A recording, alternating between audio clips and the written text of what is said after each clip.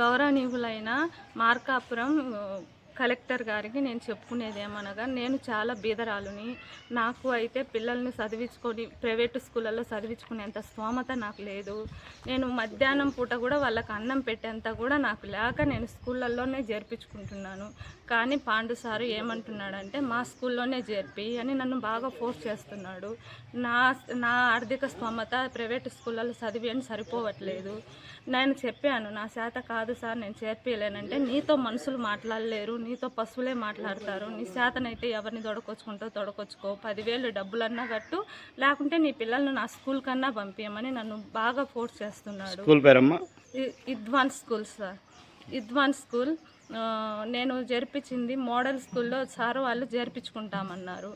అనమలీడు school వాళ్ళు కూడా చేర్పించుకుంటామన్నారు. కాకపోతే టీసీ తీసుకొచ్చుకో, నేను చేర్పించుకుంటామని వాళ్ళు చెప్తున్నారు.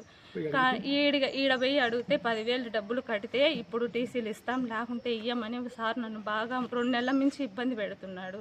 నా స్తోమత అయితే సరిపోవట్లేదు. నేను పోయిన సంవత్సరం ఫీజుకే కొంచెం గోల్డ్ ఉంటే అది బ్యాంకులో పెట్టి తీసుకొచ్చి ఫీజు కట్టాను సార్. నా పరిస్థితి చాలా ఇబ్బంది ఉంది. మా ఆయన కూడా లేడు, యాక్సిడెంట్లో చనిపోయాడు. అతను ఉన్నప్పుడు ఫీజు బాగానే కట్టుకుంటున్నాము. నా స్థాయిని మించిపోయింది, నా ఆర్థిక స్థాయిని మించిపోయి నా పిల్లల్ని చదివించుకోవాలనే ఆశతో గవర్నమెంట్ స్కూల్లోనైనా చదివించుకుందాం, నా పిల్లలు 2 పూట్లైనా అన్నం పెట్టుకుందామని నేను ఎంత ట్రై చేసినా సార్ మాత్రం నన్ను భలే ఇబ్బంది పెట్టి చాలా బాధ పెడుతున్నాడు. నాకైతే న్యాయం చేయండి. ఏమేమి చదువుతున్నారమ్మా పిల్లలు?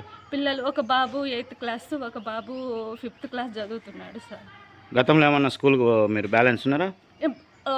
గతంలో అయితే ఏమి బాకీ లేను సార్. నేను కొంచెం మా వారు పెట్టిన గోల్డ్ ఉంటే అది కూడా నేను బ్యాంకులో పెట్టి తీసుకొచ్చి ఫీజు కట్టేశాను సార్. మరి ఇప్పుడు ఈ 10,000 ఎందుకు అడుగుతున్నాడు ఆయన? అదనంగా నాకు ఇస్తే టీసీలు ఇస్తాను, లేకుంటే నీ 2 బాబులను మా స్కూల్లోనే చదివి అని ఫోర్స్ చేస్తున్నాడు సార్. నేను ఆడికి కూడా చెప్పాను, సార్ నా స్థాయి నేను తట్టుకోలేను, నా చేత కాదు, నా శక్తి లేదు, నేను నా పిల్లలు 3 పూట్ల అన్నం పెట్టుకోవడానికి కూడా నా శక్తి సరిపోవట్లేదు. ఆడికి పోయి మధ్యాహ్నం పూట తిన్నా కూడా నా పిల్లలు కడుపు నిండా తింటారని ఆలోచించే నేను గవర్నమెంట్ స్కూళ్ళకు చేర్పించానని కూడా చెప్పాను సార్. నేను చెప్పినా కూడా సార్ నన్ను మరీ ఫోర్స్ చేసి ఇంటికి వెళ్ళి ఆలోచించి వ్యాన్ ఎక్కించి పంపివు, నీతో మనుషులు మాట్లాడడానికి చేత కావట్లేదు, నువ్వు ఒక పశువు, నీతో నువ్వు పెదం తగిలేకుండా మాట్లాడతావు, నువ్వు విలేకరు కావాల్సింది, నువ్వు నీ బుద్ధి పుట్టిన వాళ్ళని తొడకొచ్చుకోపో, నీ చేతనైంది చేసుకోపో అని అట్టు నాతో వ్యవహరించి మాట్లాడేశారు సార్. ఇప్పుడు మీరు ఫైనల్గా మీ డిమాండ్ ఏందమ్మా? నా పిల్లలకు టీసీ ఇవ్వాలి, తల్లికి వందనం డబ్బులు కూడా నాకు పర్లేదు సార్. నేను జరిపించినా కూడా చాలా ఇబ్బందిగా ఉంది. నా పిల్లలకైతే పర్లేదు సార్, నాకు చాలా ఇబ్బందిగా ఉంది.